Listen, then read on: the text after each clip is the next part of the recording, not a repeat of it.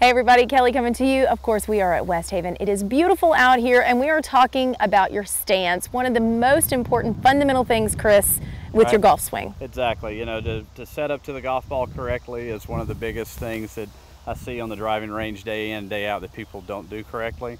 So it just starts us off in a bad spot to make a good golf swing. So right. Today we're going to focus mostly on stance width. Okay. So a lot of people ask me, how wide do I stand? Wider than my shoulders, narrower than my shoulders. So I'm going to give you just a couple of little quick checklist points to go through when you're setting up.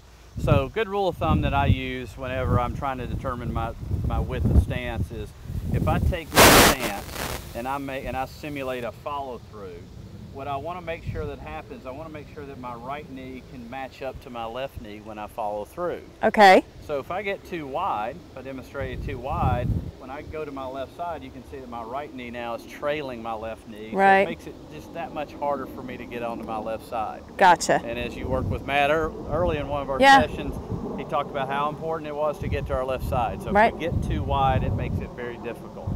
Also, conversely, if I get too narrow, I don't have enough of a base to support some of the clubs that we're going to talk about. So if I borrow your driver and I set up to this ball here on a tee, if I get too narrow with my stance, as long as this club is, I'm not going to have a wide enough base to hold my balance. I gotcha. So I've got to get my feet a little bit wider than my shoulders, but I just want to make sure they're not so wide that I can't get to my left side and match up my knees.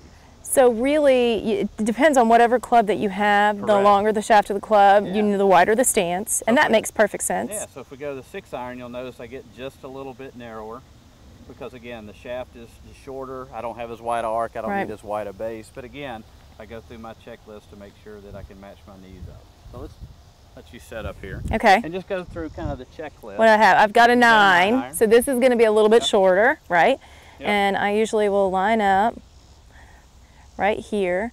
Okay. And so. And now just simulate kind of a follow through and just see if your right knee can get up there to your left knee. Okay. Pretty close. Good. Yeah, pretty close. Not too bad. Okay. But you know what? I never thought about it in those terms. Right. And I know that there are times that I have been a little bit too wide, and you can feel that, and it really makes a difference in your swing pattern. Exactly. Yeah, I love it. Let's hit one with the 9. I get to hit it. Hold on. Here we go. There's water. Let me turn. Right. I don't want to hit it in the water. I'll move this ball. There's no reason to waste a good ball, right? Good. Not great, but it went that way. We're going to hit one more.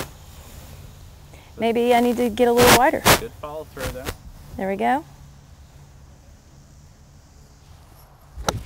Much better. Much better. That one was much better. Much better. There we go. So just a couple of quick tips to help you make sure that the width of your stance is appropriate for not only the club that you're using, but also to make sure that your knees match up in the follow through. Match up your knees, everybody. That's all you have to do. Of course, you can give them a call out here at West Haven. We'll have another tip for you next week right here on Williamson Source.